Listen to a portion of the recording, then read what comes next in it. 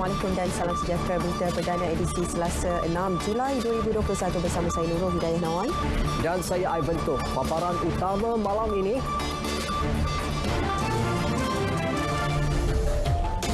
Malaysia berjaya lepasi sasaran 300,000 dos suntikan vaksin sehari.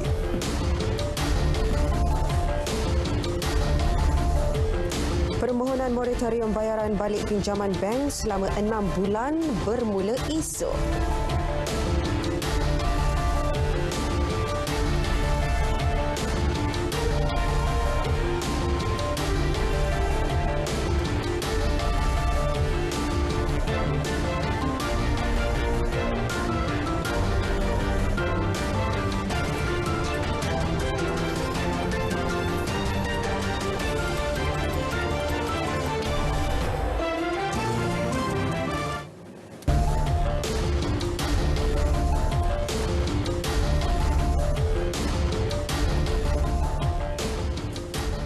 Kejayaan program imunisasi COVID-19 kebangsaan PICK yang melepasi sasaran lebih 300,000 dos suntikan semalam merupakan pencapaian baik sekaligus membuktikan negara berada dalam landasan tepat untuk keluar daripada kembelut pandemik COVID-19. Perdana Menteri Tan Sri Muhyiddin Yassin memaklumkan kadar vaksinasi semalam mencecah 313,761 dos serta lebih 2.73 juta individu telah lengkap menerima 2 dos vaksin. Adalah selaras dengan fokus ketiga pakej pelindungan rakyat dan pemulihan ekonomi pemulih yang diumumkan beliau 15 Jun lepas. Daripada jumlah itu, 196,603 individu sudah menerima dos pertama dan 117,158 lagi dos kedua. Melihat kepada pencapaian ini, kerajaan optimis bahawa segala usaha yang dirancang berada di landasan yang tepat, insya-Allah. Terima kasih dan tahniah saya ucapkan kepada Yang Berhormat Saudara Khairi Jamaluddin, Yang Berhormat Datuk Seri Adham Baba, semua petugas Barisan Hadapan, para sukarelawan serta seluruh rakyat Malaysia yang telah bersama dalam menjayakan program vaksinasi terbesar negara ini.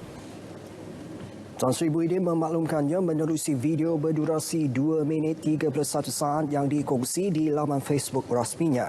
Sebelum ini, Perdana Menteri telah mengumumkan pakej pelindungan rakyat dan pemulihan ekonomi atau pemulih. Menerusi fokus ketiga adalah untuk mempercepat program vaksinasi meliputi sebanyak mungkin populasi di Malaysia. Beliau berkata imuniti kelompok juga perlu disegerakan untuk membawa rakyat kembali menjalani kehidupan seperti sebelum pandemik COVID-19. Baik, sementara itu lebih 9.320 juta dos vaksin telah diberikan kepada penduduk negara ini setakat semalam. Sebanyak 2.735 juta individu telah menerima dos kedua sekaligus melengkapkan vaksinasi mereka. Kita ikuti data harian vaksinasi COVID-19 mengikut negeri.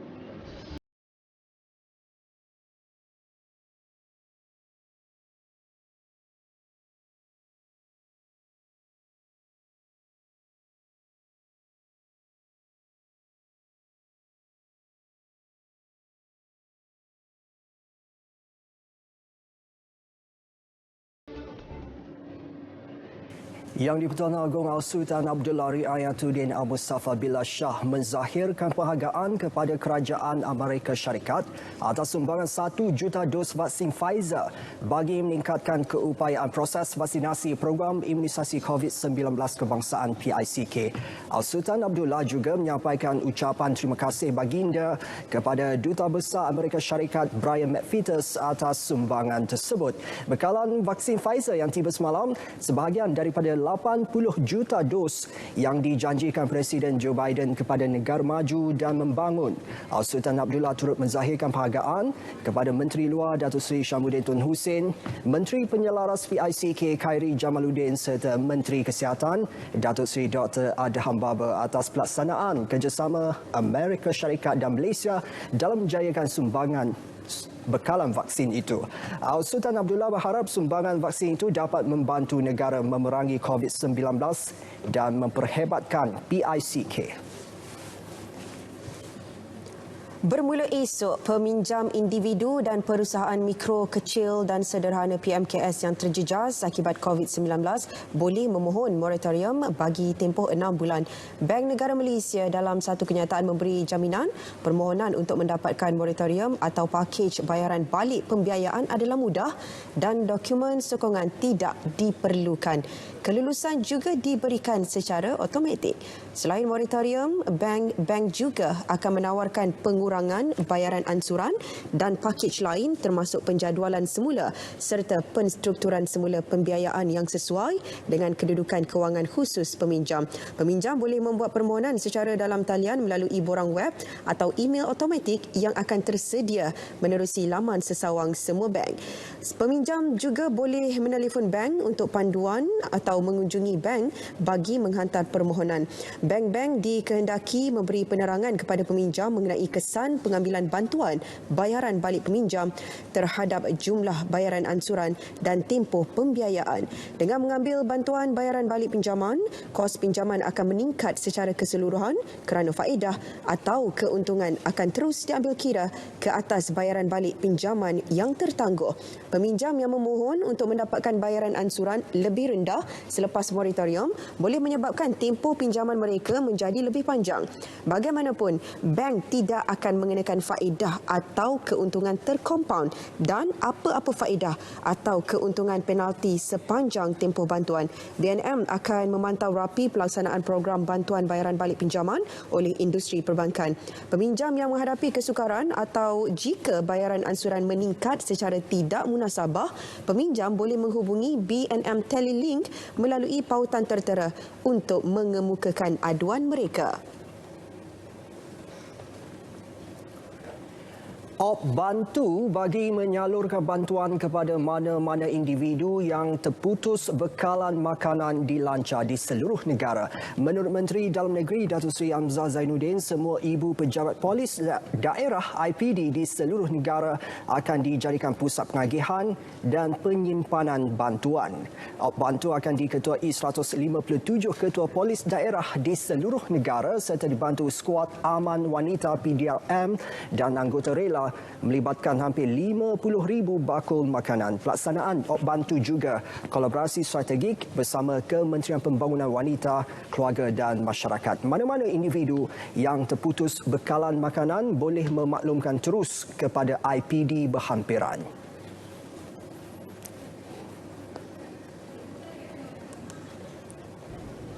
Skuad amanita dan anggota rela di lapangan akan ditugaskan untuk menyampaikan bantuan segera. Semua maklumat yang diterima oleh pihak PD dan rela akan kita selaraskan bersama dengan Jabatan Kebajikan Masyarakat bagi tindakan selanjutnya. Dan untuk mengelakkan daripada masalah pertindihan, kita akan meneruskan kerjasama ini supaya ianya bermula daripada bantu dan insya-Allah akan kita teruskan demi atas nama perjuangan untuk membantu rakyat, untuk kita memastikan program prihatin yang selama ini dibawa oleh Kementerian Wanita ini akan mencapai matlamatnya. Beliau bercakap pada sidang media di Pusat Latihan Polis Pelapor Kuala Lumpur. Turut hadir Menteri Pembangunan Wanita, Keluarga dan Masyarakat Datuk Seri Rina Mohamad Harun. Terdahulu Datuk Seri Hamzah dan Datuk Seri Rina menyampaikan pengagihan barangan asas kepada 200 penduduk Perumahan Awam PPR Jelatik Kampung Datuk Keramat di Ibu Negara. Kilang yang tiada dalam senarai dibenar beroperasi di kawasan PKPD tetapi masih berdegil diminta segera menghentikan operasi mereka atau berdepan tindakan tutup. Menteri Kanan Pertahanan Datuk Seri Ismail Sabri Yaakob berkata pihaknya juga tidak akan berkompromi dengan kilang-kilang yang masih beroperasi biarpun mendapat kebenaran daripada kementerian lain. Kita tidak akan berkompromi dengan mana-mana kilang yang berdegil dengan arahan yang dikeluarkan oleh kerajaan. di kawasan PKPD kita dah tentukan hanya beberapa jenis kilang saja yang mengeluarkan makanan harian seperti minyak masak, gula, gandum, beras, susu baby. Ada beberapa yang kita tentukan. Selain daripada itu, tidak dibenarkan beroperasi. Datuk Seri Ismail Sabri ditemui media selepas meninjau operasi pusat pemberian vaksin di Berpahang.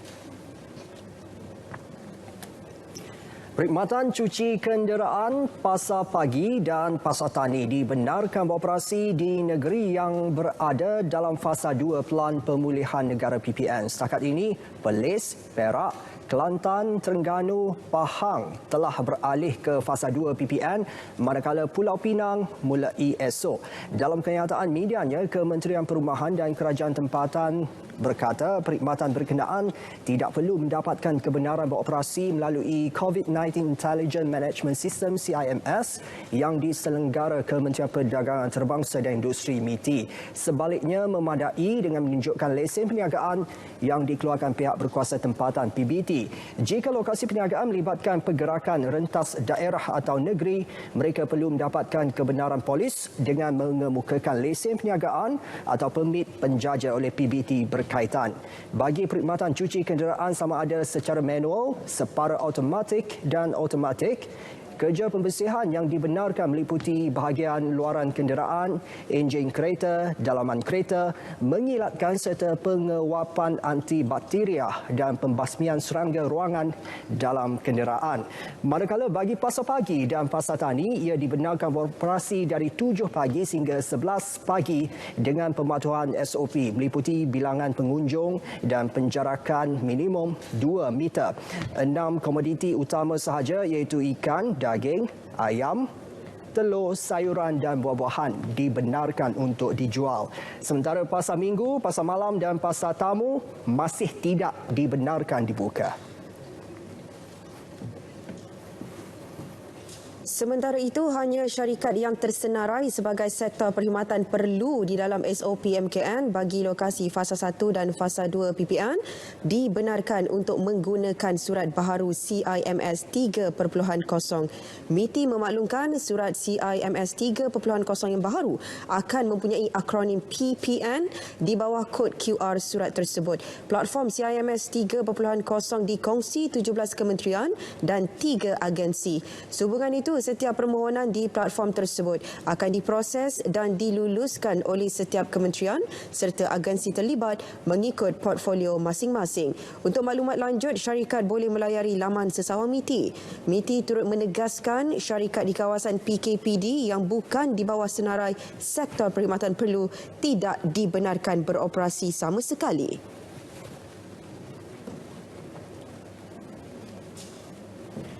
Program mobilisasi vaksin komuniti MOVAC menyasarkan lebih 500,000 penjaja dan peniaga kecil khususnya di kawasan bandar menerima suntikan vaksin COVID-19 dengan segera. Menteri Perumahan dan Kerajaan Tempatan Datuk Zuraida Kamarudin berkata Selangor dipilih sebagai negeri pertama memulakan program ini yang melibatkan 49,084 individu dari golongan penjajah. Jadi hari ini kita mulakan di Ampang. Ampang ni ada 8,000 yang berdaftar, tetapi kalau kita kali 2 dengan pembantu dah 16,000 dan dengan tak berdaftar 20,000 Ampang So jadi 20,000 ni kita dah saring, kita dah cross check, ada yang mungkin dah dapat melalui sistem biasa. Jadi kita dah cross check, hari ini kita identify memandangkan vaksin yang kita terima adalah 504. Jadi kita target 504 orang pada hari ini di PBV hybrid ni di Ampang.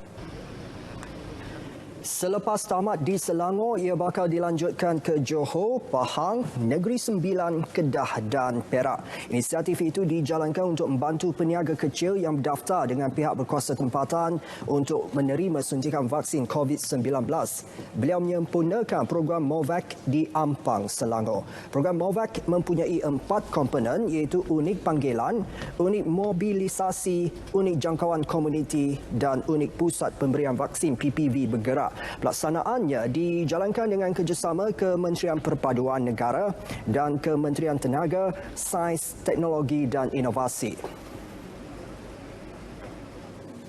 Sidang khas Parlimen yang akan diadakan pada hujung bulan ini memberi peluang kepada ahli Parlimen untuk berbahas mengenai langkah-langkah menangani pandemik COVID-19. Menteri Komunikasi dan Multimedia Datuk Saifuddin Abdullah menerusi hantaran di Twitter mengalu-alukan pengumuman Perdana Menteri bagi tujuan berkenaan. Menurut Datuk Saifuddin, perbahasan positif tersebut diharap dapat melahirkan banyak idea segar ke arah menambah baik langkah-langkah yang perlu diambil. Pejabat Perdana Menteri dalam kenyataan semalam memaklumkan persidangan khas Dewan Rakyat akan diadakan selama 5 hari mulai 26 Julai, manakala sidang Dewan Negara bermula pada 3 Ogos. Sidang khas Parlimen itu bertujuan memberi penerangan kepada ahli-ahli Parlimen mengenai pelan pemulihan negara dan meminda semua perundangan dan peraturan bagi membolehkan persidangan Parlimen diadakan secara hybrid. Pejabat Perdana Menteri juga memaklumkan berdasarkan fasal kurungan 3 perkara 150 Perlembagaan Persekutuan, semua proklamasi darurat dan ordinan yang dibuat oleh Yang di-Pertuan Agong akan dibentangkan di hadapan kedua-dua Majlis Parlimen. Jumlah kes baru COVID-19 hari ini melonjak ke 7,654 kes. Selangor menyumbang 3,260 kes, diikuti Kuala Lumpur 1,550 kes. Jumlah kes sembuh pula 4,797. 103 kes kematian dilaporkan, jadikan jumlahnya kini 5,677. Dan berikut statistik harian COVID-19 dalam negara diikuti jumlah kes mengikut negeri.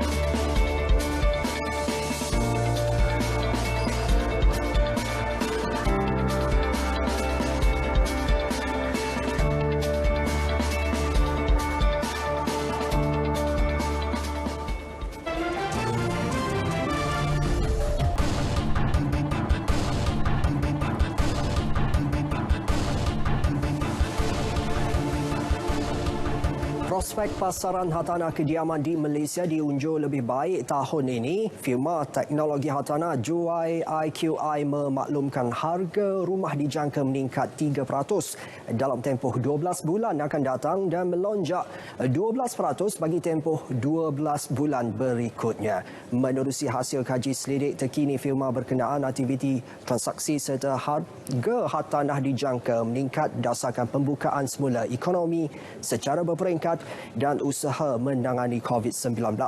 35% transaksi rumah baru dan 31% transaksi subjualan pada separuh pertama tahun ini disumbangkan pembeli rumah kali pertama.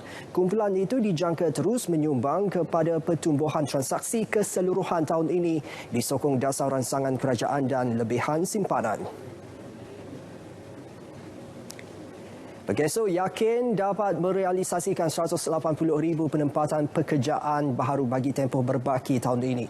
Ketua Eksekutifnya Datuk Seri Muhammad Azman Aziz Mohamad berkata sasaran itu mampu dicapai menerusi inisiatif seperti My Future Jobs dan program insentif pengambilan pekerja. Jelas beliau, bagi tempoh 1 Januari sehingga 5 Julai lalu, 180,449 penempatan pekerjaan telah berjaya dilaksanakan.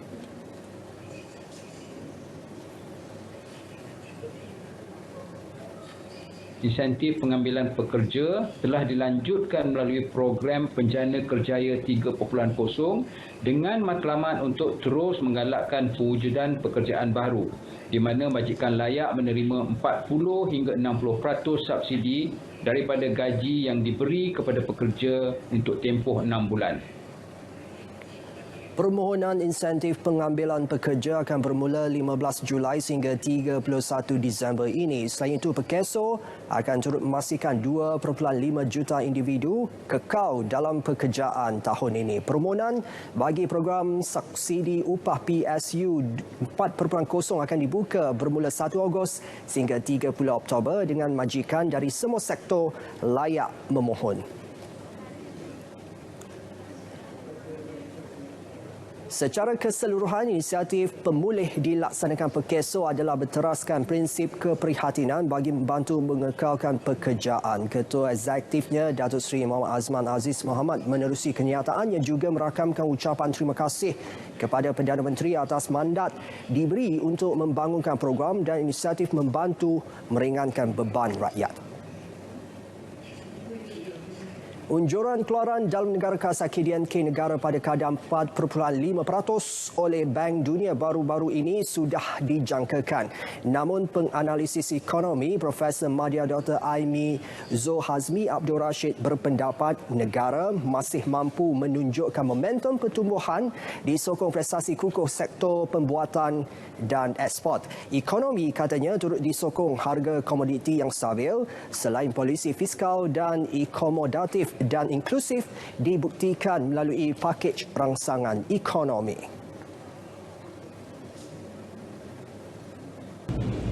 Ini disebabkan peningkatan permintaan terhadap barangan keluaran negara seperti barang-barang elektrikal dan elektronik, sarung tangan, kelapa sawit dan kenaikan harga minyak mentah. Ia sedikit sebanyak menjadi satu jaringan keselamatan kepada ekonomi negara, terutamanya sektor domestik yang masih lagi muram. Prestasi ekspor pada Mac dan April lalu membuktikan prospek pemulihan apabila nilai ekspor bagi kedua-dua bulan tersebut melepasi 100 bilion ringgit.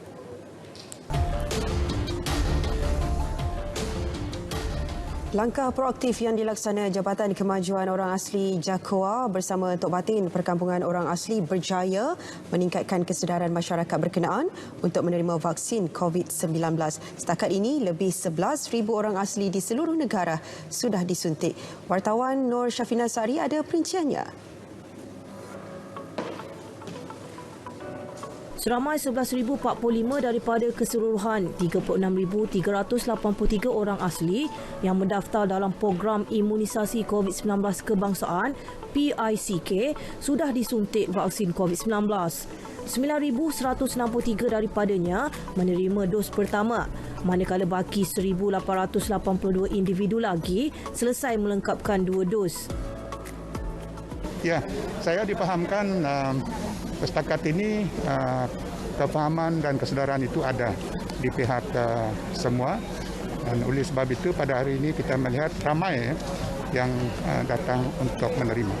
Setakat ini kita ada, kalau first dose saja jumlah dia keseluruhan kena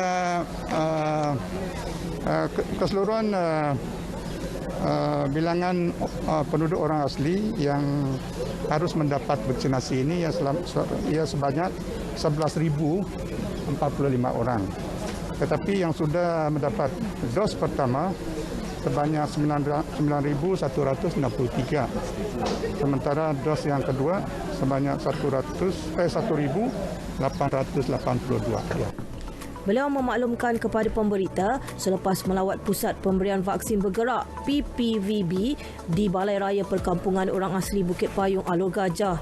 Tok Batin Perkampungan Orang Asli itu, Nur Isjime Ismail berkata, hanya 5% penduduk menolak vaksin ketika ini berbanding lebih 50% sebelum ini. Pada asalnya pihak JAKOA ada membuat mengumumkan tentang program vaksin sekampung.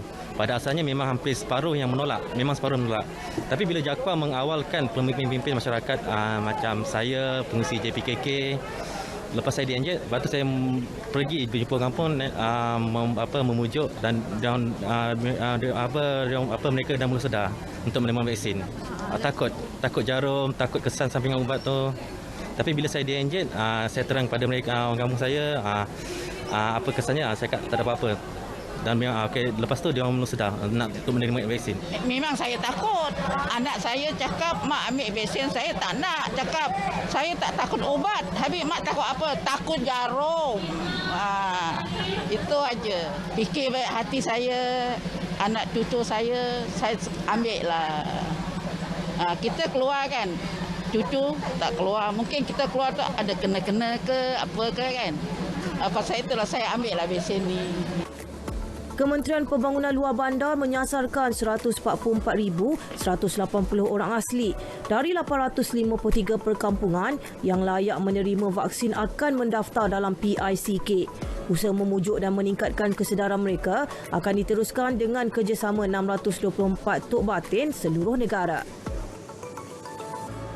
Dengan penlibatan pelbagai pihak, terutama tok batin dan juga JAKWA, jumlah bersetuju untuk menerima vaksin meningkat dalam kalangan orang asli berbanding sebelum ini.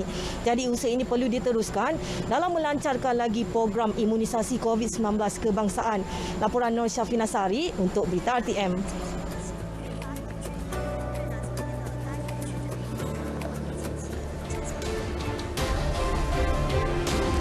Baik, untuk perkembangan sukan kita terus bersama rakan penyampai Azam Hussein. Silakan Azam.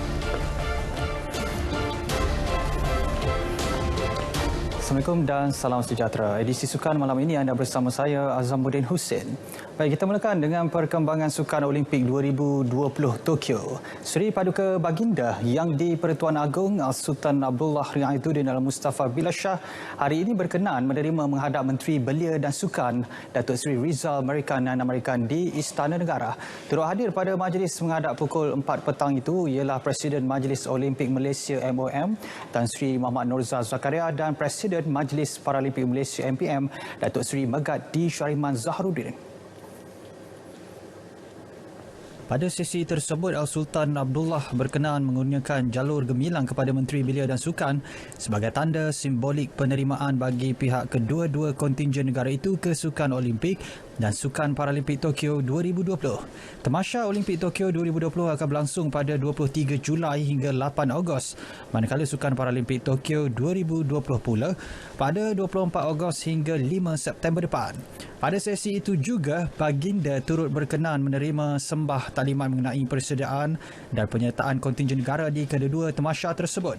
Sultan Abdullah menzahirkan harapan agar atlet-atlet negara dapat mempamerkan prestasi terbaik mereka bagi menjulang nama Malaysia di persada dunia. Selain itu, Baginda menzahirkan harapan agar para atlet dan pegawai sentiasa berwaspada dalam menjaga kesihatan diri ketika berada di kedua-dua tamasya tersebut. Baginda turut menyeru seluruh rakyat Malaysia untuk bersama-sama mendoakan agar atlet-atlet negara mencapai sasaran yang telah ditetapkan di dua tamasya berkenaan. Pemain beregu campuran profesional negara Goh Liu Ying menegaskan tiada tekanan dirasai ke atas bahunya dan juga pasangannya Chan Peng Soon dalam memburu pingat emas pertama Malaysia di Sukan Olimpik 2020 di Tokyo bulan ini. Jelas Liu Ying pengajaran yang diperoleh pada tamasya edisi 2016 di Rio 5 tahun lalu bakal menjadi panduan buat mereka apabila turun di gelanggang Musashino Forest Sports Plaza nanti. Liu Ying dan Peng Soon sebelum ini merangkul pingat perak di Rio 2016 selepas tewas 14-21, 12-21 kepada pasangan Indonesia Tontowi Ahmad dan Liliana Natsir pada final. Pemain berusia 32 tahun itu bagaimanapun mengakui mereka bakal berdepan tugas yang mencabar di Tokyo nanti kerana tidak memiliki sebarang informasi mengenai kekuatan terkini pencabar utama seperti China dan Indonesia.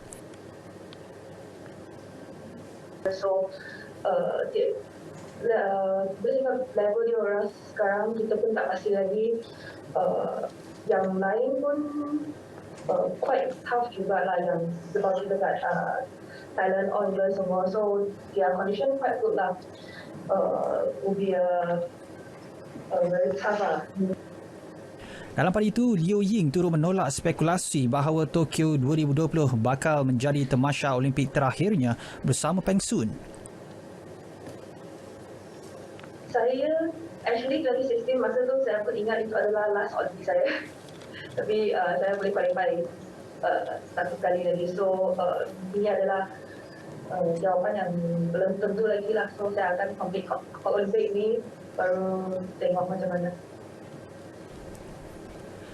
Ketika ini, Liu Ying Peng Soon merupakan antara prospek emas negara di Tokyo 2020 berdasarkan prestasi terkini dan juga kedudukan mereka di ranking ke-7 dunia BWF.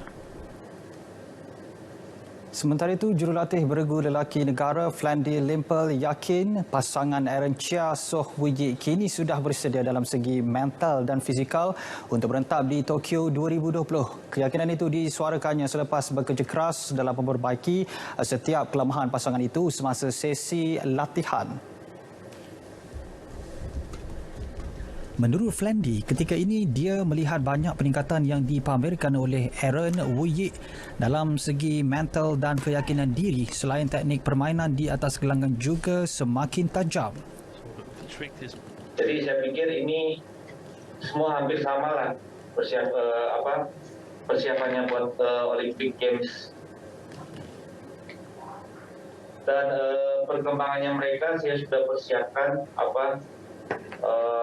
semaksimal mungkin apa yang mereka butuhkan, seperti weakness-nya mereka saya sudah kuatkan, ya saya sudah perbaiki semua. Semoga insya Allah bisa berjaya nanti di Olimpik.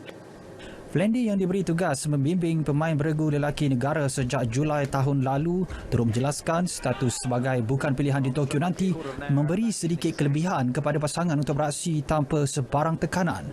Ketika ini Aaron yang berusia 24 tahun dari Melaka serta Wee 23 tahun dari Kuala Lumpur dilihat mampu melakukan kejutan meskipun hanya berada di kedudukan ranking ke-9 dunia. Tamasya Sukan Olimpik Tokyo akan berlangsung dari 23 Julai hingga 8 Ogos depan. Ketua Jurulatih Skuad Projek Khas Lelaki Kebangsaan Wallace Tan menjelaskan peluang Malaysia menjadi tuan rumah Piala Dunia Remaja 2023 bakal memberi impak positif kepada pembangunan sukan hoki negara. Menurut Wallace, kejohanan ini juga merupakan satu penghormatan besar buat negara kerana ia mampu menjadi platform bagi melahirkan lebih ramai pelapis baru pada masa depan. Jelas Wallace, saingan kompetitif dalam Piala Dunia Remaja ini bakal menyajikan aksi pemain-pemain antarabangsa yang berpotensi menjadi bintang bertaraf dunia suatu masa nanti. Justru impaknya dilihat mampu memupuk minat para remaja di negara ini untuk menceburi sukan hoki. Kejohanan remaja ni lebih pada remaja kan, jadi dia akan menimbulkan minat dari golongan di sekolah, di kelab, di universiti dan semualah yang mereka akan dapat banyak belajar kerana pemain-pemain ini adalah lebih kurang umur mereka kan. Jadi ini memang akan menggalakkan mereka untuk bermain hoki. Pada 2 Julai lalu, Persekutuan Hoki Antarabangsa mengumumkan Malaysia dipilih sebagai tuan rumah Piala Dunia Remaja 2023. Kali terakhir Malaysia menjadi tuan rumah adalah pada tahun 2009 yang diadakan secara bersama dengan Singapura selain pada tahun 1982 dan 1989.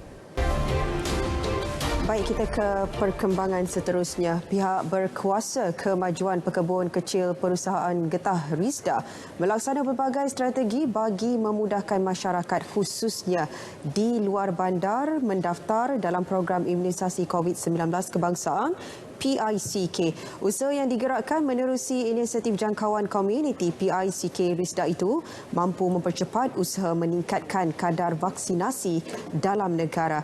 Laporan Hana Adlin Nasution Ahmad. Pengerusi Risda Datuk Muhammad Salim Muhammad Sharif, antara usaha yang dilaksana termasuklah menyediakan kemudahan pengangkutan menggunakan aset milik Risda untuk membawa penerima ke pusat pemberian vaksin. Risda turut bekerjasama dengan pelbagai agensi melaksana program pemberian vaksin secara pandu lalu atau bergerak. Maknanya vaksin mencari rakyat. Kita istilah selalu rakyat mencari vaksin. Tetapi di kampung ini agak berbeza. Kerana apa yang membezakan kita, pencapaian internet tak ada, cara nak buat tak boleh, nak mendaftar secara MySejahtera kerana kekurangan peranti ataupun tidak memiliki smartphone dan lain-lain. Yang lain pula, masalah anak-anak yang tak dapat pulang untuk bawa mak dan ayah yang uzur ke pusat vaksin. Beliau berkata demikian selepas melawat PPV Pandu lalu di Pusat Komuniti Desa Serting Ilir, Jempol. Penduduk yang terlibat dengan program ini mengakui PPV Pandu lalu lebih memudahkan selain mengurangkan risiko jangkitan COVID-19.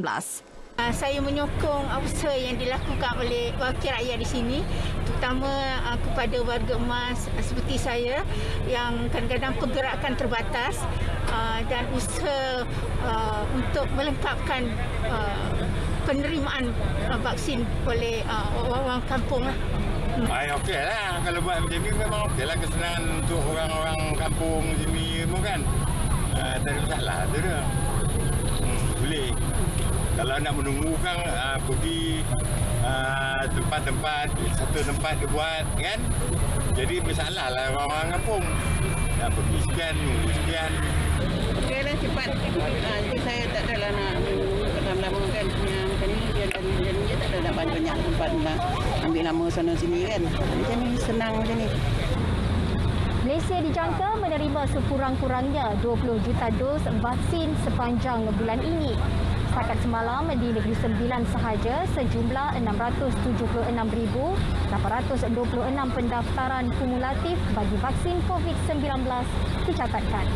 Risda selaku agensi yang ditugaskan membantu program imunisasi COVID-19 kebangsaan di kawasan luar bandar meneruskan inisiatif program vaksinasi bergerak kerana menyedari terdapat kesukaran dalam kalangan penduduk di kawasan pedalaman termasuk warga emas dan OKU untuk ke pusat pemberian vaksin.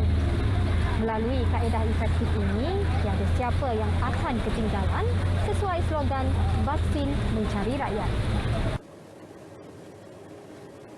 Pusat Pemberian Vaksin Industri PPV IN bagi sektor pengangkutan udara beroperasi di KLIA bermula semalam. Wartawan Marlia Muhammad ada laporannya.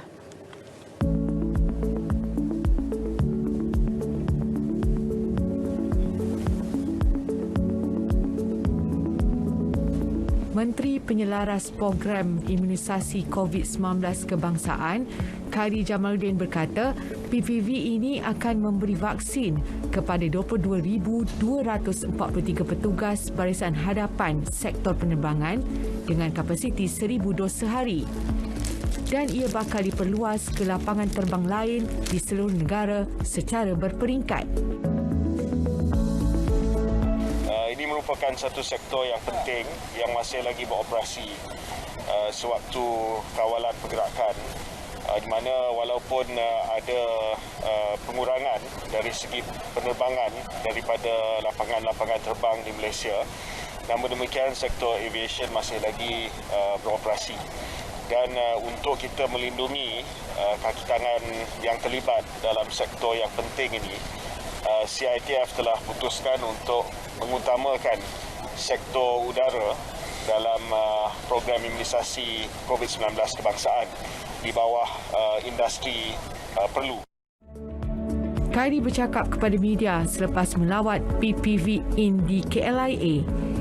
Beliau turut memaklumkan lebih banyak PPV IN akan dibuka di seluruh negara bagi memastikan semua pekerja sektor industri divaksin.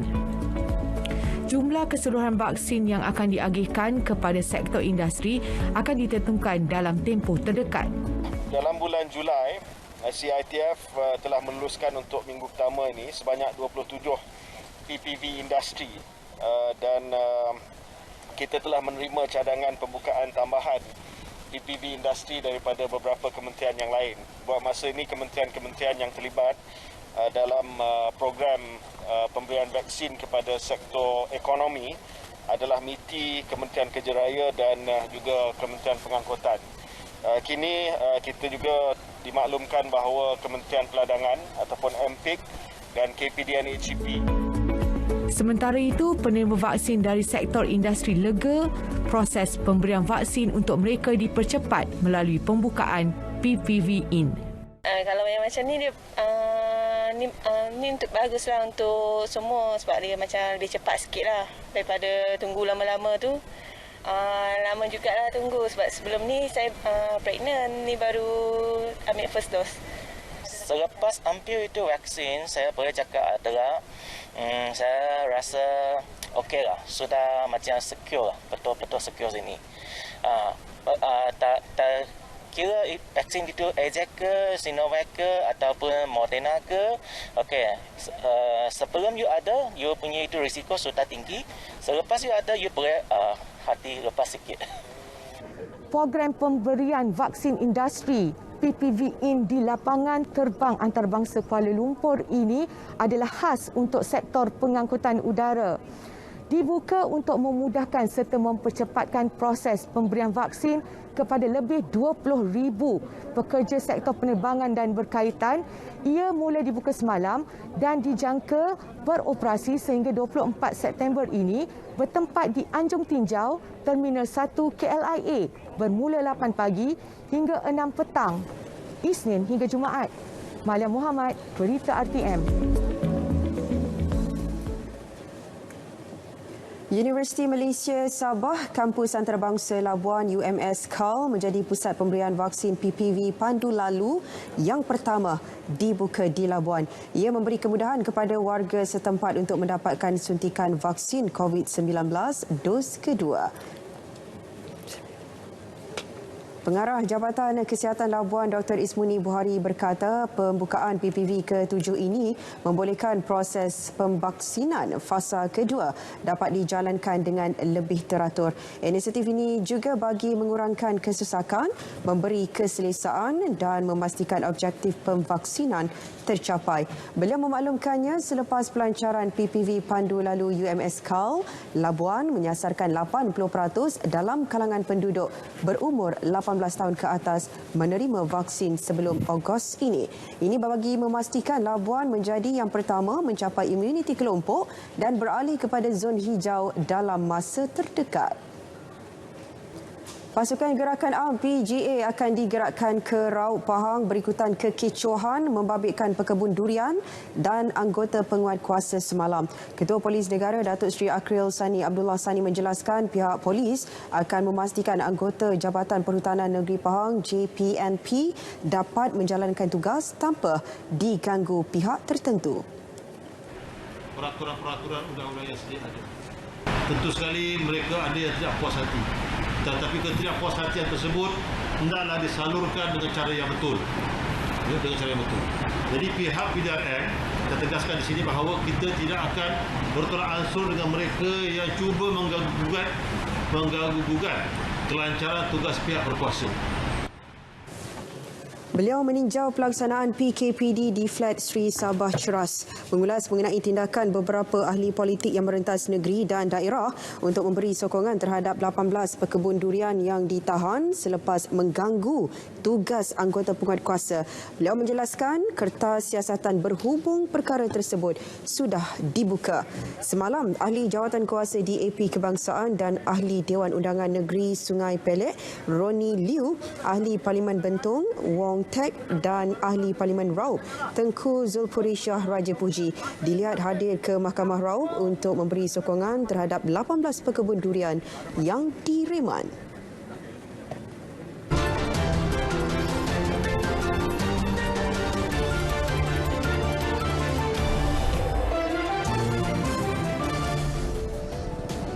Perkongsian video seorang anak mengenai detik akhir perjalanan pengembumian jenazah ibunya 86 tahun yang meninggal dunia akibat COVID-19 begitu menyentuh perasaan.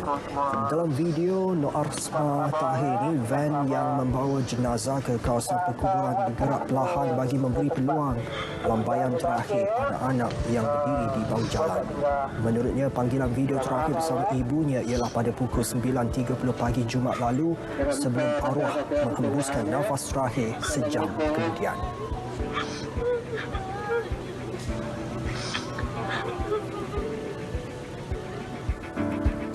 Gara-gara menyidai langsir putih di tingkap rumah tanpa peka dengan kempen yang sedang tular, ibunya menerima panggilan daripada Persatuan Penduduk setempat yang menyangka keluarga Aisyah memerlukan bantuan. Video ini mendapat 1.3 juta tontonan dan 139.5 ribu tanda suka setakat ini.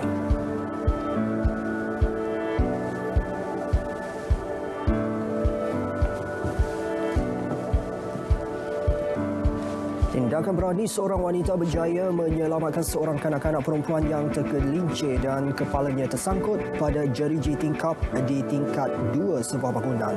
Wanita yang terdengar suara tangisan kanak-kanak itu memanjat ke tingkat berkenaan dan membenarkan bahunya untuk dipijak kanak-kanak tersebut. Tindakannya dapat mengelak kanak-kanak itu sesak nafas sebelum berjaya diselamatkan dua lelaki 20 minit kemudian.